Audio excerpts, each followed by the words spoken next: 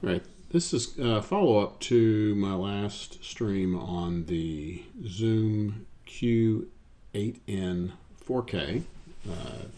Just come out. I received mine today. Amazon was nice enough to ship it sooner than expected. Been playing with it. Spent quite a bit of time trying different capsules on it. I have a Zoom N5 or 5N with the 3 or 4 different capsules, so I played around with some of those. One that actually came with this new video camera seems to be the best as far as capturing banjo playing within 4 feet of the camera. It worked out really nice. I like the sound on it, so I would probably just leave it alone unless there was a particular reason, either to put a boom or something like that on it. Right now, though, I'm going to go through and do a little demonstration of the settings, and you can kind of see how the camera is adapting to this room light. Now, it's kind of bad lighting, to be real honest with you. In this room, I've got some incandescent lights behind me, a couple of fluorescent lights. I have a 2 fluorescent lights in here that are daylight. And they work out pretty nice as additional light during the daytime, but there's a definite difference in the color temperature here at night. So I'm going to go through the settings and you'll be able to see then those changes within what's being displayed. So first of all, this is auto, and I have it, by the way, set to normal. And I'm also using a slightly zoomed in, and I'll go through those here in a moment. So let's just start with, one would kind of refer to this as color temperature, but they don't really call it that. It's just sort of how they refer to it. I don't really see a lot of differences, but well, I'll show you. So we have auto. We then have indoor. Not a big change on that. From indoor, we go to outdoor. I don't know why you would set that inside. Concert light, kind of interesting. And then we have night. And don't see a big difference there. You know, it's really not a bad image, to be honest with you.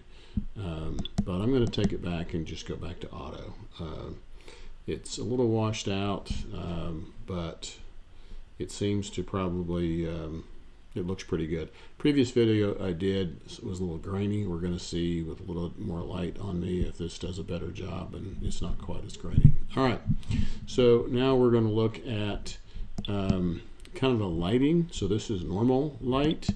They then have a low light setting, which is this, and then a high light setting, which seems to be too much. So we're going to go with normal on that. I kind of like that. So right now I'm at the currently at the first layer of zoom. We're going to try that now, where we go a little bit more telephoto, a little bit more telephoto, one more layer of telephoto, and then we're going completely wide. So I kind of like this slightly wide. I think that works out pretty good. When I'm holding an instrument, it allows you to see the instrument a little bit, but yet is not quite as distorted. Now, I am currently streaming to my computer at 1080. The stream software that I'm using, which is by Lightstream, my particular subscription is just for 720. So at some point when I can figure out how to change the camera back to 720, I might try another stream with that and see if it improves it. Otherwise, the camera is being downgraded by the software as it goes to YouTube. So but we'll try that later. I'm not using any delay. I don't really quite know what the delay would be used for. At this point, the setup's pretty simple. Kind of wish I could show it to you. But it's the camera sitting on a little, just a small tripod, threaded into the bottom, pointed at me with just a light here on my desk. I've got a, this is the cable that came with the camera, which is the USB-C on one end and just standard USB on the other. I've got that plugged into my computer, and I'm using both the camera and the Zoom as the audio device. So both of those seem to be working pretty good. Thought that would be probably the best thing to do. Played around earlier today with additional microphones. They're interesting. An awful lot of the cables created an awful lot of pull on the because it's not a heavy camera, so I really had to tighten down the particular camera mount that I was using. I do not believe this camera mount that I've got now would handle anything other than what I'm doing. And I don't really know that it would really be that necessary. I will tell you that I played around some last night with using in Premiere Pro, using multiple cameras to stitch things together pretty easily. I don't think I'll do any playing with that this weekend, but Monday night I'll be attending my usual Monday night Irish session. I'll take this camera along. I have it set up on something, excuse me, and then we'll do some additional, I'll probably just use my iPhone to get some additional video, come home, stitch it together, and kind of see how that turns out. So I'll get that posted. Used the camera earlier this evening as a USB device to pull, or at least to view the videos that are on the camera, and it actually pulled across pretty good. My computer is not the newest. I think one of the things I might try next with this is I'm hooked up to a Cox cable connection, but my upload speed's only about limited to 30 right now, so we'll have to see if there's any drag with the stream, but I may try and use a 5G hotspot that I've got and see how that does. This could be an actual pretty good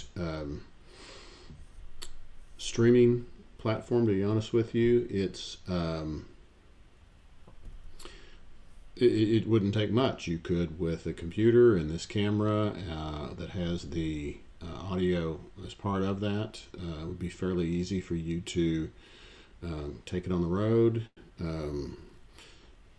The camera is driving its power off the computer, so you don't necessarily have to worry about the camera dying as you're doing this. And I will post a video of this earlier, but as the camera battery was getting low when I was just playing into the camera, not only did the screen dim, but the actual video quality dimmed to almost black and white. It was kind of interesting.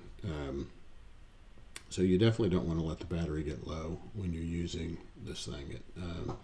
Probably the easiest thing to do is just to plan on driving this from some sort of power. So kind of talk about that.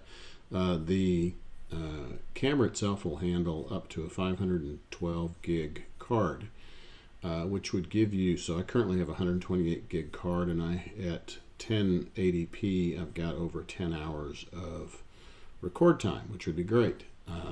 I can tell you that I probably only had about an hour of battery time. I haven't been able to locate a external charger. Normally with my other cameras and things that I do with photography, I have multiple batteries I take with me and chargers, and you know, that's kind of the life I'm used to. This right now, I would say, if you took this out without any sort of external power source, that the battery that is in this would be your limiter, and that it seems to probably not last as long as I would expect it to last. I haven't seen any figures on that yet. I know that it may have to do with kind of what you're doing. I wasn't using phantom power with either of the devices that I had attached to the camera earlier. I also simply pulled it out of the box. It looked like it had a full charge according to what was on the screen, and I just started using it. So quite possibly, if I hook this thing up and charge it overnight and I get a green light, then it who knows, it might last longer. And by the way, on that, I had ran the battery down fairly low, plugged it in to charge with a little USB charging station that I have, and left it on there for a couple of hours, and it wasn't still fully charged yet. At least the light had not gone from red to green. The battery indicator did show that it was fairly well charged, but it wasn't fully charged. So it would appear as if it would take maybe 3-4 hours for it to charge and discharge in about an hour. So I think you just need to plan on having some sort of additional power source for this, especially if you were doing streaming. The image quality seems to be pretty good. Sound quality great. Unfortunately, you're probably hearing my fan in my computer right now because the camera is fairly close to the computer. I probably need to be careful about that in the future. But the sound quality seems to be really good, as we would expect from this particular manufacturer, as they make pretty good sound recorders. This form factor, as far as getting a good quality image, and if we're not coming up with video here that's going to be used on the big screen, or going to be used for a lot of other purposes. It's used for streaming, it's used for recording. I plan to record videos with it and banjo and upload to some of the Facebook banjo groups that I'm a member of. I'll use it to record music groups that I'm in. Probably use it for streaming. Based on the data usage and places I'm going, we may stream one of our Monday nights that we have at a local craft beer house. We put on a month or a yearly music festival in the yard of this craft beer house, and we might decide we're going to stream that next year.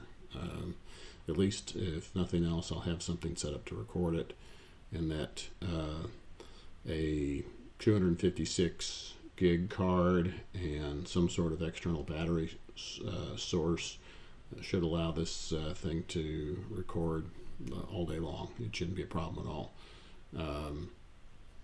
So I can see an awful lot of value in this. I mean, for what it is, it's you're not going to do 4K streaming with it.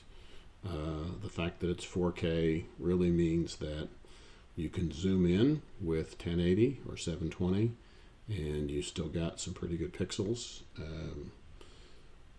So I would say that the 4K will be interesting.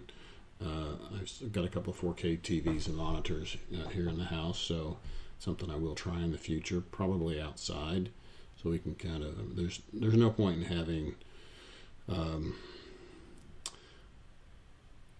a 4K image of noise. So the low light capabilities are not great, and it's automatically turning up the ISO or the gain, and you've got some, pretty grainy. But be interesting to see how it does outside, and in maybe more well-lit areas than my office here. So feel free to ask me some questions about this. I've been playing around trying to get this connected to my iOS device. I've got the new iPad Pro with the USB-C. I was able to get some software on that to recognize the microphones, but never could get the camera to be recognized. I don't know that, I just don't know that's a possibility. I think it would be wonderful to be able to hook this up to an iOS device and use it as your method for streaming. I think somebody out there's got to have some software for that. Maybe I'll look for that next. That way you're not having to take a computer with you. You can just take a device and hook it up and stream with it.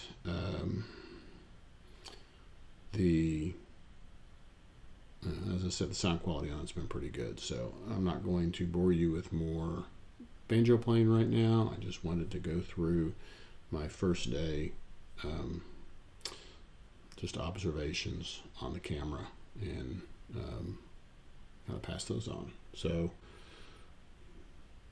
thanks for watching, and feel free to post some questions. Be nice. I'm not very good at this. This is not my usual thing. I'm an IT guy and not really very good about talking. But if you have questions, I would be glad to see what I can do.